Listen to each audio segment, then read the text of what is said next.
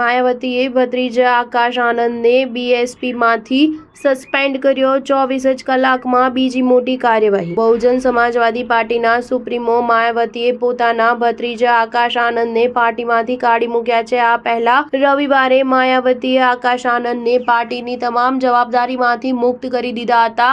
આ સાથે જ તેમણે કહ્યું હતું કે હવે મારા છેલ્લા શ્વાસ સુધી પાર્ટીમાં મારો કોઈ ઉત્તરાધિકારી નહીં હોય। નોંધનીય છે કે માયાવતીએ આકાશના સસરા અશોક સિદ્ધાર્થને પણ ગત મહિને પાર્ટીમાંથી બરતરફ કરી દીધા હતા। નોંધનીય છે કે 17 ફેબ્રુઆરીએ બસપાએ દેશભરના કોઓર્ડિનેટરની બેઠક બોલાવી હતી। આ બેઠકમાં માયાવતીએ જાહેરાત કરી હતી કે હવે આકાશ આનંદને નેશનલ કોઓર્ડિનેટર નહીં રહે।